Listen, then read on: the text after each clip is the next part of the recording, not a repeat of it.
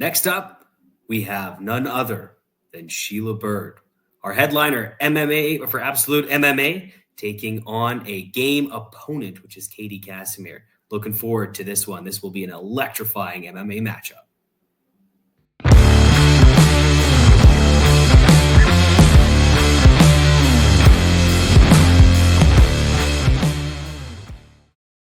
Welcome, everyone, to our live Absolute MMA podcast.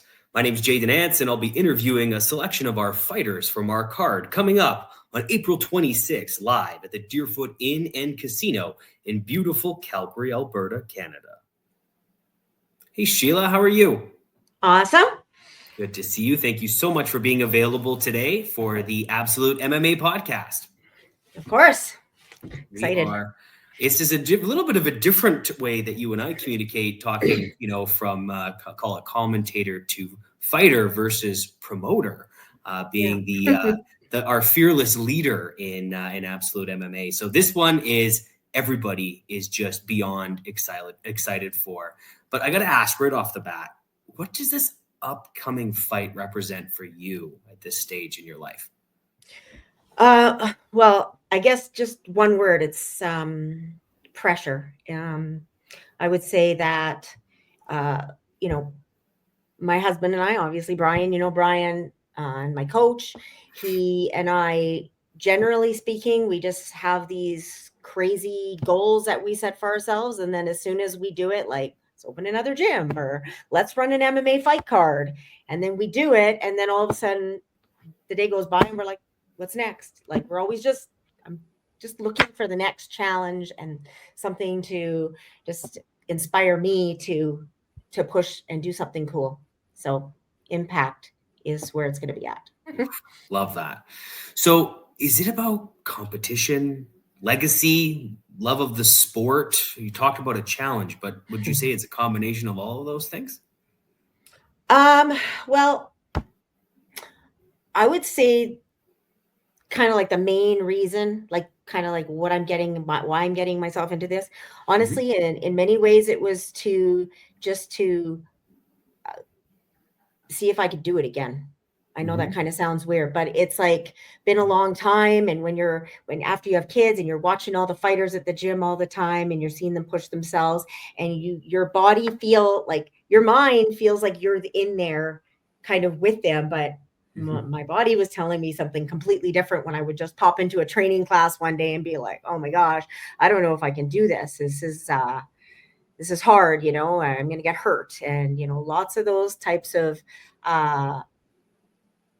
excuses were popping into my brain. And so what it was with the program that we run, Champions Rise, I've been running all these intros and selling this program to everybody. In 5 months, you can go from, the couch to the cage, basically. You can go from having not done any martial arts. And then all in this program, there's all these people that are like older than I am, and they're doing it. And I'm selling this, I'm pitching this program, and I'm kind of like at one of these intros selling it and thinking, well, maybe I should do this again. Like, maybe this is what I need to do. And the process of going through that bulletproofing stage again, where you have to get back in shape, and it's a slow process. It's not just jump back in the cage and roll with all the 20-year-olds again. It's a much more well thought out process.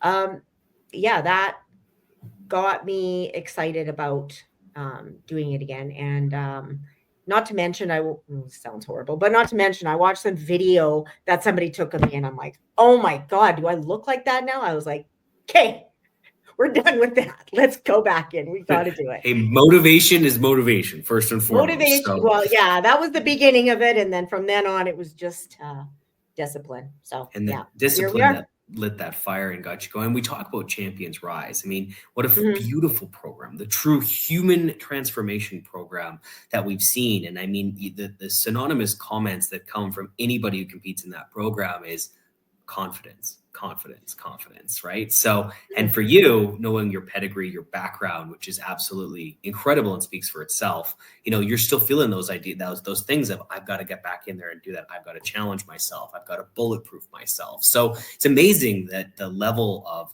mental fortitude it takes for this sport. And for you to come back at this level as well with such a game opponent is, I know, one that every audience member and fan of Absolute MMA is just on the edge of their seat for. So April 26th can't come soon enough for me. So talking about preparation, you talked about the bulletproofing stage. Can we go into that a little bit more? Like, what preparation have you really been focusing on here for this fight? Well, that is where it started. It started off with just, let's see how I can even physically handle this. That was the beginning part of it.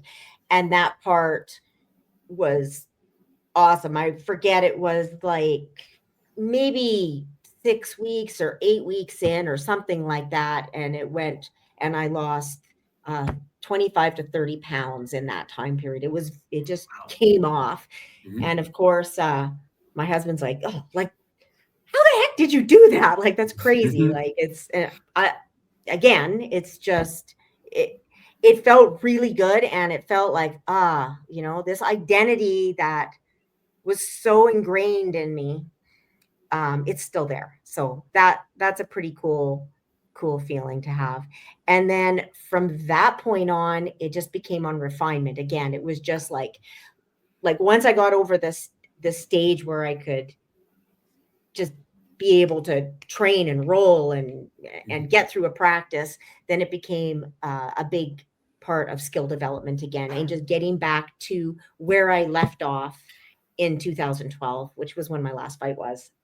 And then, yeah. Oh, sorry, I was just going to say, so training in 2012 versus training in 2025, what's the biggest difference for you in how you're approaching your training? So the biggest difference is back then, everybody's always doing the best they can with the knowledge that they have. And that was, and our training at the time was actually quite different than it is now. When I was training back then, I was one of the top fighters at the gym, and everybody's following my example. And now that's kind of flipped. Now I have so many of these training partners that are super inspiring, like Chad, the UFC fighter, one of my main training partners.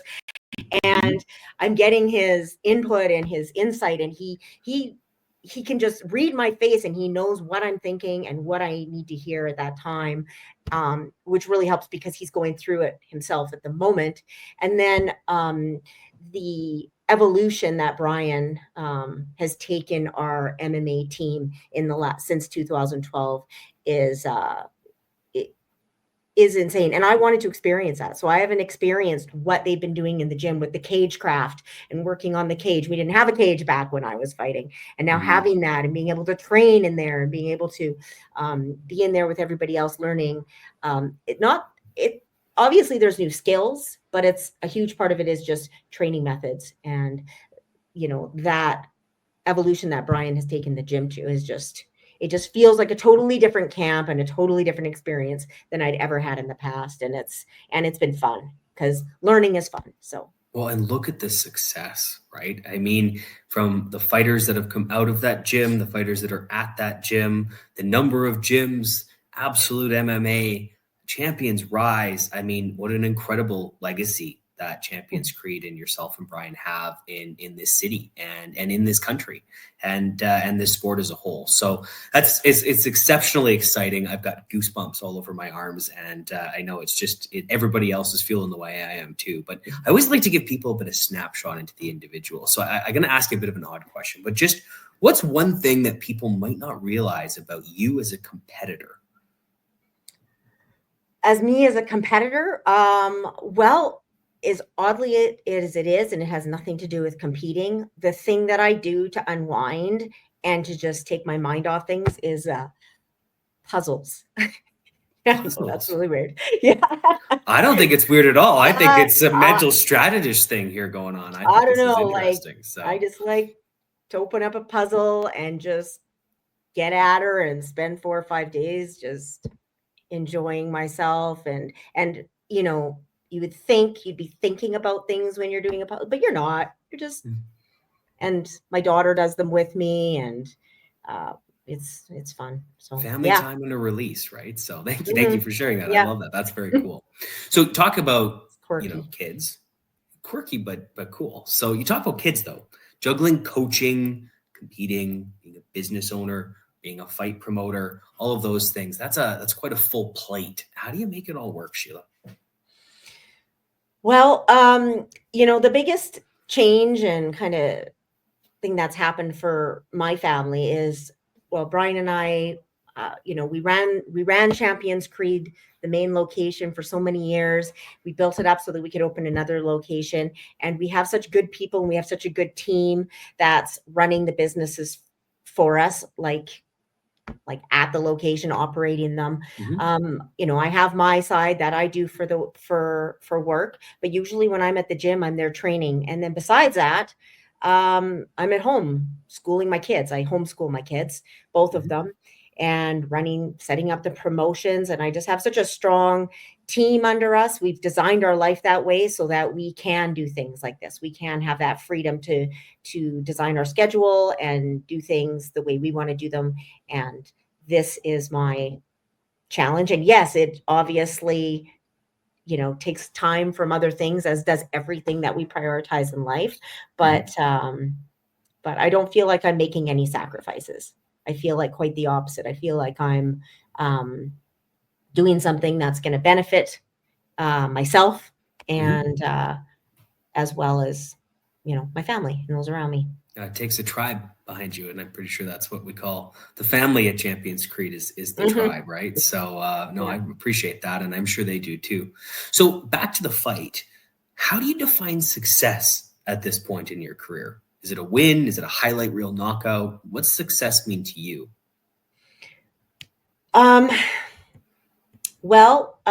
Success is, it's interesting that you talk about that, because it's the fight night. There's a philosopher, Alan Watts, and he talks about people listening to their favorite song. So I don't know, when you think about your favorite song, do you fast forward and listen to the last 5 seconds, or do you enjoy the whole song? So for me, this isn't about success on fight night. This is the success of this entire journey. This is the whole song up until the last 5 seconds of the song, which will be fight night.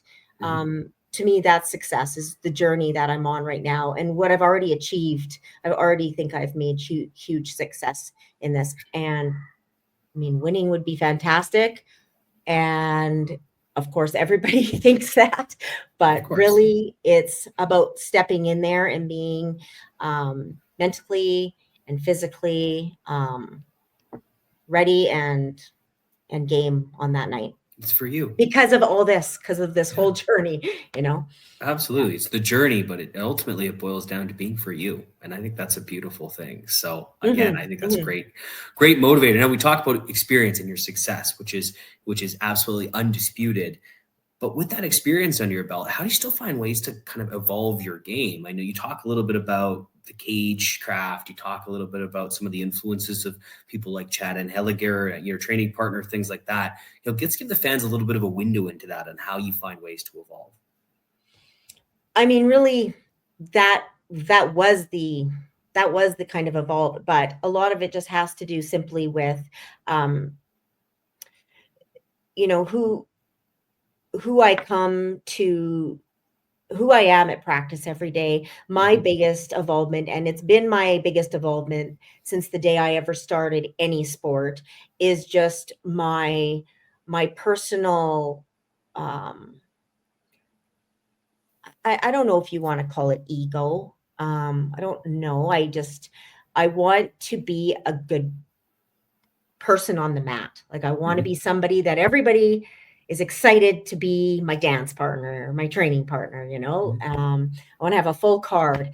And for me, is what that means is having a good attitude for my coaches, so that they want to train me, and that's been a lifelong journey, having your husband as your main coach, you have to make sure that, everything is always good there. And because I've coached myself, I do know what it means when somebody's coachable. So being coachable is It's really important to me. So, you know, you're asking about how I'm evolving. It isn't so much like, oh, I'm learning the cage craft, or I'm learning, you know, striking, or, you know, all those things. Of course we're doing that. Otherwise we wouldn't be prepared. But it's like how we can be in the best state possible, and be in the best state possible as an athlete as well, for me to feel proud of myself and be like, this is the person that I want to be. So using experience and reflection to gain clarity is really what it is. And that's why I asked the question, because I think ultimately what it comes down to is it's drawing from those experiences, both in and out of the cage, both as a coach, as a training partner, and as a competitor, as a business owner, as a mother, all of those things, you know, you draw on that experience. And usually we talk about experience of being the number of fights you've had. And I don't think that's at all how you look at it, which is a beautiful thing. And I think that's going to showcase on fight night who Sheila Bird truly is. So I'm looking forward to that myself. I can tell you that for sure. So you talk about, and this one I just want to make sure we give us time to talk about. I always hear you talk about empowering others through martial arts. That's a mission that you have in life. How does that mission play into this fight? You know, empowering people through martial arts, you know, that's what Champions Creed is all about. Mm-hmm. So how I look at it for myself, and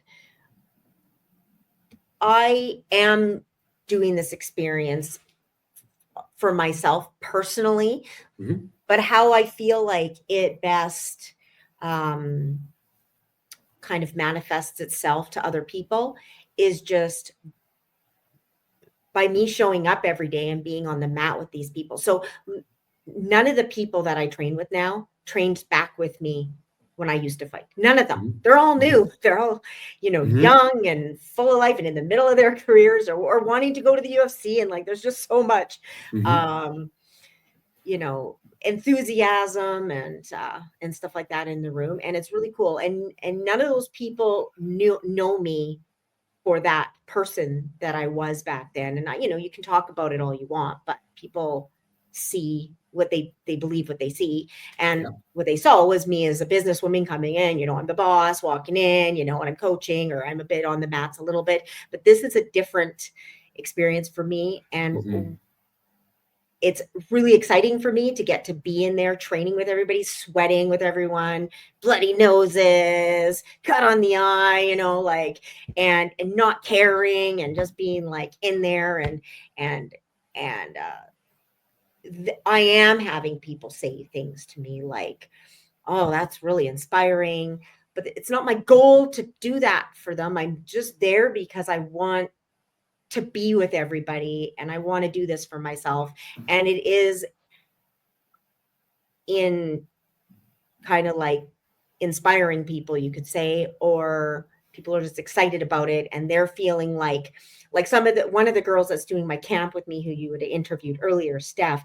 I've been training. I started training Steph when she was 11 years old, and and we're doing this camp together, and it's just, you know, with, I don't know, 20 years between each, maybe more. I don't know how much younger she is than me, but the point of the matter is that feels cool. I feel like my being there, my presence, my experience, and some of the younger girls that I've been training with.